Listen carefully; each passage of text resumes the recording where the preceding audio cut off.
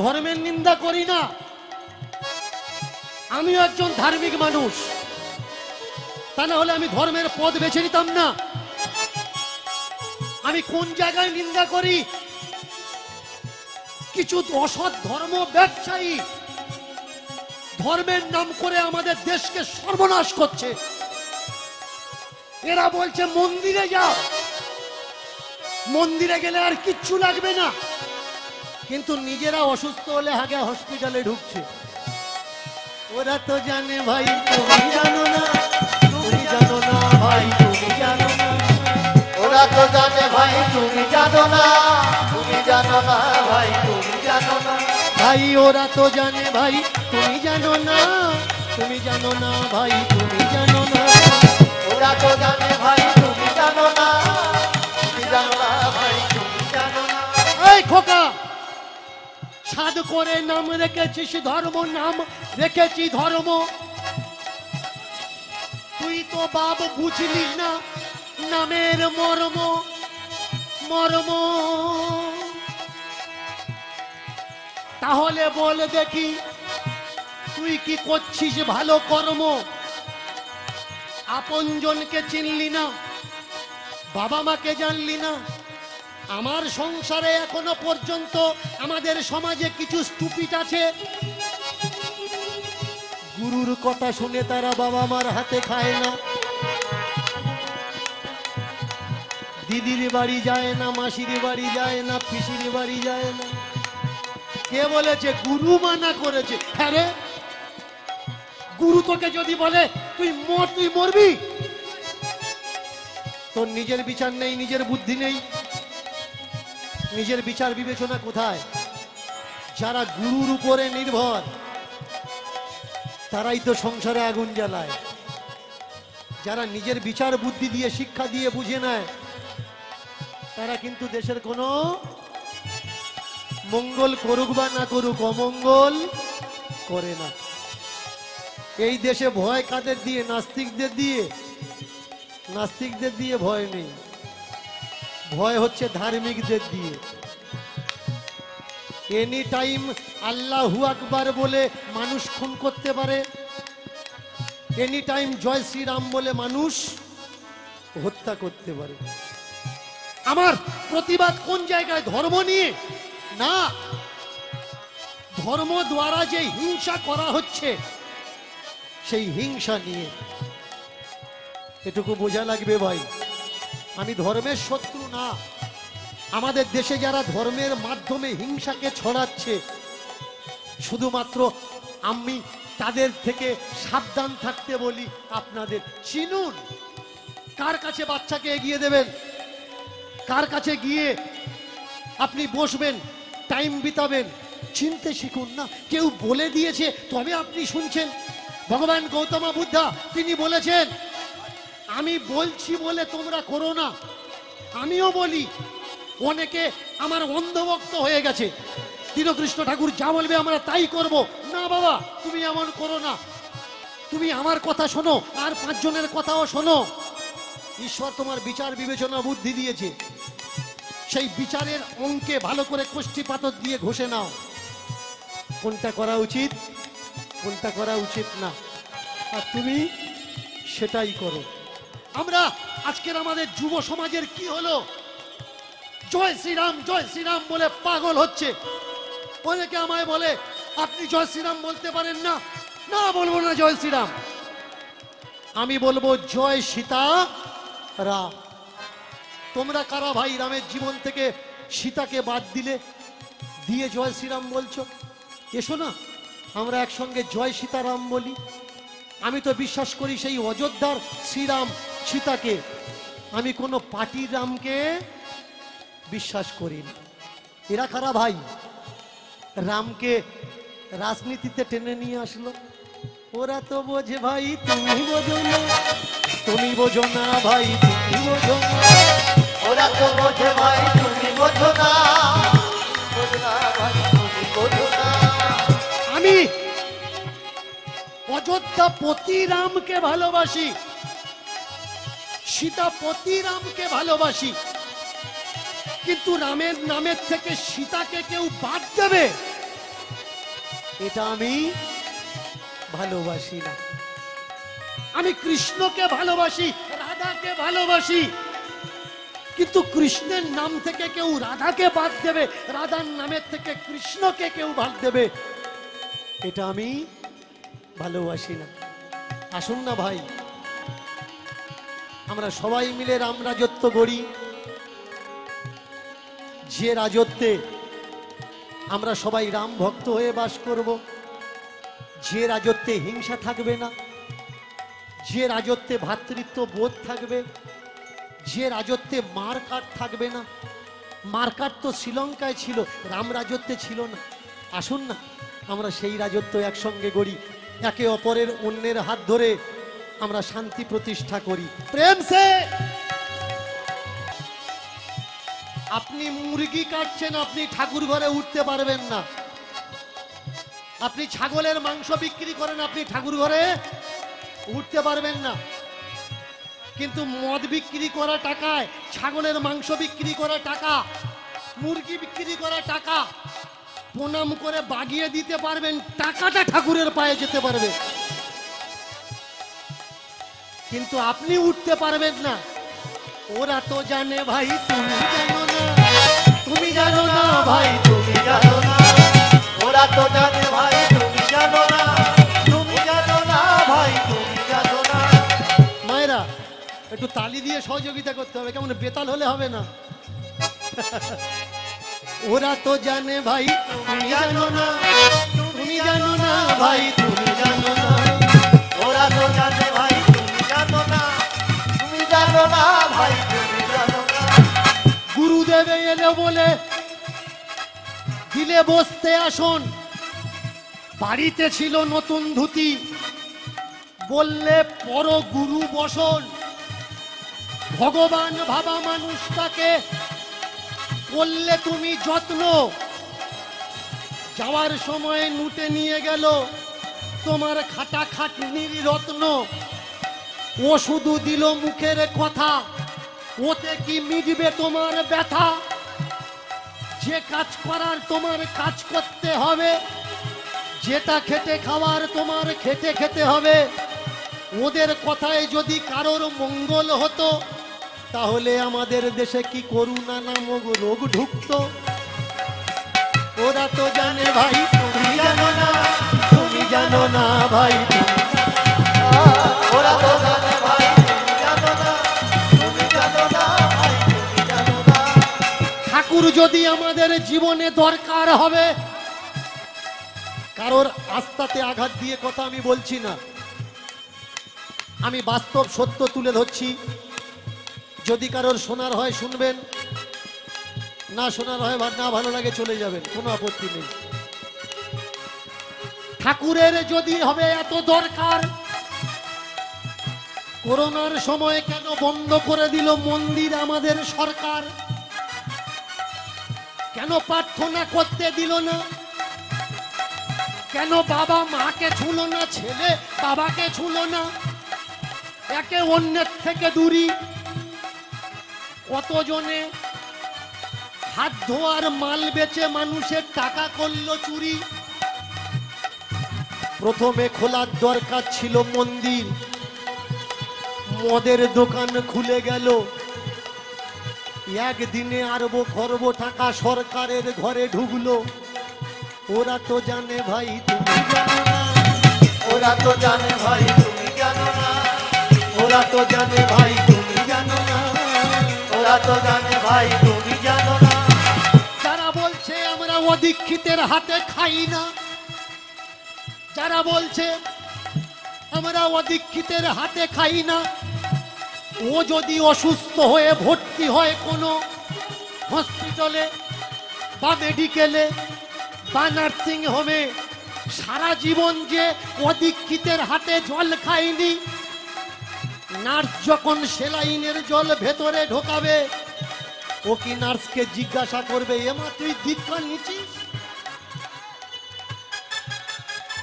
ওরা তো জানে ভাই তুমি জানো না, তুমি জানো না ভাই তুমি জানো না, ওরা তো জানে ভাই তুমি জানো না, তুমি জানো না ভাই তুমি জানো না। ওরা তো জানে ভাই তুমি জানো না, তুমি জানো না ভাই তুমি জানো না। ওরা তো জানে ভাই তুমি জানো না, তুমি জানো না ভাই তুমি জানো না।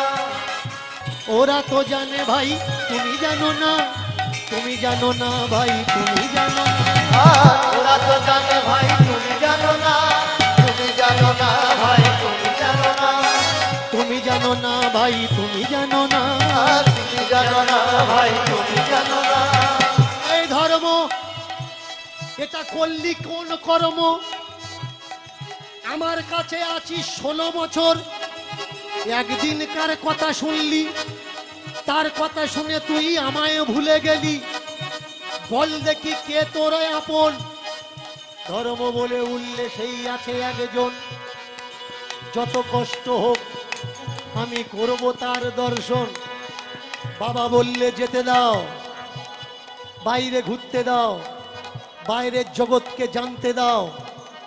যেদিন বুঝতে পারবে সেদিন আবার ঘরে ফিরে আসবে। প্রভু গুণগান,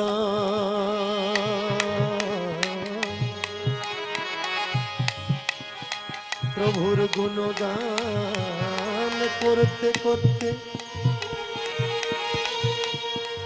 ধর্ম বাড়ি ছেড়ে গেল বাইরে সেই গাছতলায়, যেখানে গুরুরূপী বসে আছে গোসাই। কর জোর করে বলে ও গো গোসাই ঠাকুর,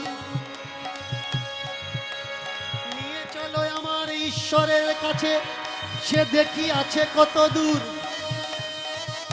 জিজ্ঞেস করবো যদি তুমি আসল হবে, তাহলে সংসারে কেন নকল বাবা মায় আমায় দিলে? কোন অপরাধ করেছি যে আমায় তুমি দূর করে দিলে?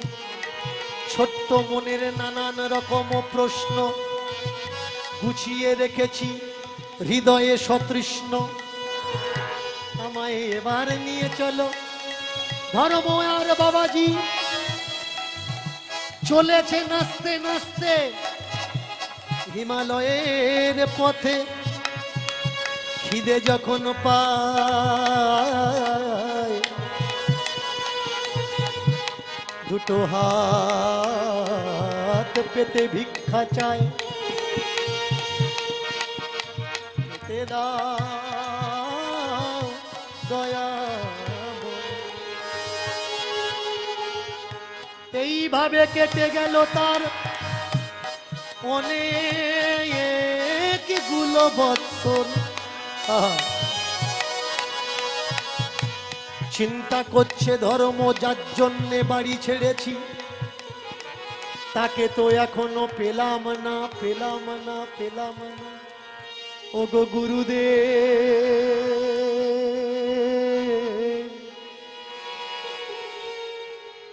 সে কোথায়?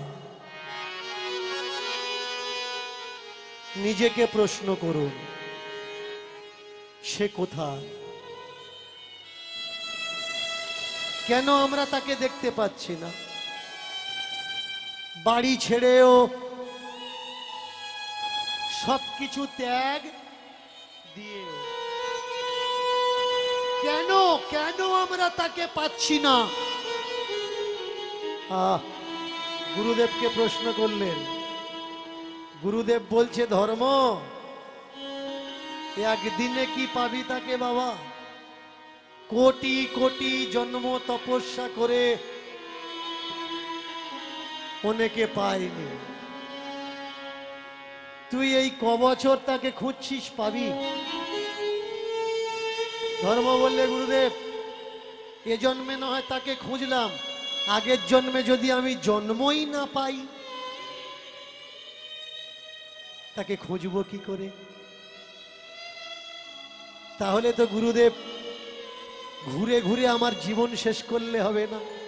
বাড়িতে আমি লবণের মালা না নিয়ে ভাত খেতাম না। মাকে বলতাম লবণের বাটিটা এদিকে দাও। জল তৃষ্ণা পেলে মাকে বলতাম এক গ্লাস জল দাও। খিদে পেলে বলতাম মায়ের উপর রাজ দিতাম, মা খেতে দাও। কিন্তু ঈশ্বর খুঁজতে এসে আজকে যে মায়ের কথা বড় মনে পড়ছে, খিদে পেলে ভিক্ষা চাইতে হয়, লবণ কম হলেও খেয়ে নিতে হয়, সুখ শান্তির জায়গাটা আর নেই, মাটিতে শুতে হয়, গাছতলায় শুতে হয়, মাথার উপরে ছাদ থাকে না। কিন্তু আমরা যতক্ষণ বাপমার কাছে থাকি, শক্ত বালিশ যদি দেয় তেজ দেখাই, বিছানা যদি অপরিষ্কার হয় তেজ দেখাই, কিন্তু এখানে তো আমার মাটিতে শোয়া লাগছে। গুরু বললে, আরে গুরু বিদ্বেষী হচ্ছিস, গুরুর উপরে প্রশ্ন করছিস? আমি বলবো, হ্যাঁ ভাই, প্রশ্ন করতে শেখো। গুরুকে যদি জিজ্ঞাসা না করো, গুরু তোমার উত্তরটা দেবে কি করে? এর জন্য গুরুকে প্রশ্ন করা শেখো। আর যে গুরু তোমার প্রশ্নতে বিরক্তি বোধ করবে, জানবে তোমার প্রশ্নের উত্তর ওই গুরুর কাছে নেই। চমৎকার বিষয় দেখো, গুরু ত্যাগ দিয়ে ধর্ম কয়েক বছর ঘুরে ঘুরে এবার আসছে বাড়িতে ফিরে। 16 বছরের ছেলেটা আস্তে আস্তে মুখে দাড়ি চলে এসছে, দাড়ির চিহ্ন চলে এসছে। যে পথে গেছিল হাঁটতে হাঁটতে সেই পথে ফিরেছে, ফিরে দেখছে ধর্ম কর্ম এখন বিয়ে করেছে, তার একটা বাচ্চা হয়েছে, আর সেই বাচ্চাটা কোলে করে নিয়ে তার বাবা মা খেলা করছে, আর কর্মের স্ত্রী সংসারের কাজকর্ম করছে। বাহির দরজায় এসে ধর্ম ডাক দিলে মা, চেনা সেই আওয়াজ, সেই আওয়াজ, কণ্ঠস্বর শুনে বেরিয়ে আসলো মা তাড়াতাড়ি করে, কে রে, কে বাপ? আমার ধর্ম নাকি? ধর্ম বাইরে নয় ভাই, ধর্ম ঘরে। তাই তো ধর্ম ধর্মের ভুল বুঝতে পেরে ফিরেছে তারা ঘরে। মাগো, বুঝে দেখলাম বাইরে গিয়ে, বাইরে কিছু নাই, যত কিছু সুখ শান্তি সংসারেতে হয়। আমার কথায় কিছু মানুষ রাগ করছে, আমি বলছি বাবা মা ভগবান, আর ওরা বলছে বাবা মা ভগবান নয়। আমাদের তৈরি করা পুতুলগুলো ভগবান। কে ভগবান ভাই? এ বড় সংজ্ঞা, বড় বোঝার জায়গা। তোমার ব্যথা, তোমার কষ্টে আগে তোমার পাশে কে এসে দাঁড়াবে? তোমার ঈশ্বর নাকি তোমার বাবা মা? মরার পরে যদি আমরা তার কাছে যাব, যখন যাব তখন দেখব এখন যাদের কাছে আছি এখন তাদের দেখি, তারা আমাদের দুনিয়াতে নিয়ে এসছে কেন? কোনো একটা আশা করে। সেই আশার মুখে ছাই দিয়ে আমরা যদি পালিয়ে চলে যাই সংসার থেকে, ধর্মের মা বলে উঠল, বুঝেছিস সেদিন বলছিলাম ঈশ্বর কোন জায়গায় নেই? আছে অনলে, আছে অনিলে, আছে বিটুপি লতায়, আছে জলদের গায়ে, বিটুপি লতায়। কোন জায়গায় নেই তিনি? যেখানে তুমি আছো সেখানে আছে, যেখানে তুমি নেই সেখানেও আছে, যেখানে জীব জগৎ আছে সেখানেও আছে, যেখানে জীব জগৎ নেই তিনি সেখানেও আছে। ঈশ্বর কি? কোনো মানুষের ভেতরে যদি ঐশ্বরিক চিন্তা আসে, তার ভিতরে কি হয়? যত কিছু অপবিত্র চিন্তা তা ছেড়ে পালিয়ে যায়। ঈশ্বর কি? ঈশ্বর একটা ব্যতিক্রমী নেশার মতো। যেমন যারা গাঁজা ধূম্রপান করে, যখন গাঁজা খায়নি দেখবেন সে উত্তেজিত, আর গাঁজাটা খেয়েছে, ভাঙটা খেয়েছে, সিদ্ধিটা খেয়েছে, যদি কেউ গন্ডগোল করতে আসে ওই নেশা করা লোকটা বলে দেয়, এ ভাই কেন ঝগড়া করছিস? কেন? কি হবে ঝগড়া করে? কদিন বাঁচবি, কদিন থাকবো? ঠিক ঈশ্বর ভাবনাটা কি? নেশার মতো হয়। দেখবেন মদ খাচ্ছে যে ছেলেটা, যখন মদ খায়নি এমনি সে দাঁড়িয়ে কারোর সামনে সত্যিটা বলতে পারছে না, কিন্তু যখন নেশা করেছে যেই থাকুক কাউকে মারছে না, দাঁড়িয়ে সত্যি কথাটা সকলের সামনে বলে দিচ্ছে কোনটা ন্যায় আর কোনটা অন্যায়। তেমনি ঈশ্বর চিন্তা যদি কোনো মানুষের ভিতরে প্রবেশ করে, তার ভিতরে আর বদ থাকতে পারে না, খারাপ থাকতে পারে না, হিংসা থাকতে পারবে না। সেই জন্যে আমি আপনাদের বলবো, অবসর সময়ে অবশ্যই নিজের ইষ্ট, নিজের মঙ্গলকে চিন্তা করবেন, নিজের ঈশ্বরের কথা ভাববেন, কারণ ঈশ্বর চিন্তায় থাকলে সংসারের বদ চিন্তা আপনাকে স্পর্শ করবে না। যে যাকে ভালোবাসেন, খাবার তৈরি করছেন, একটু গিয়ে বসেছেন, সেই সময় তার চিন্তা করুন, অসুবিধা কি? কোনো অসুবিধা নেই। আমাদের ঈশ্বর ছাড়লেও চলবে না, আবার জুড়লেও চলবে না। আমাদের সবাইকে নিয়ে চলা লাগবে, আমাদের সমাজকে, মানুষকে বলা লাগবে, ভাই অনেক সম্প্রদায় এমন আছে বিশ্বের সামনে তারা দোষী হয়ে গেছে, ধর্ম করতে গিয়ে তারা টেররিস্ট নাম নিয়েছে।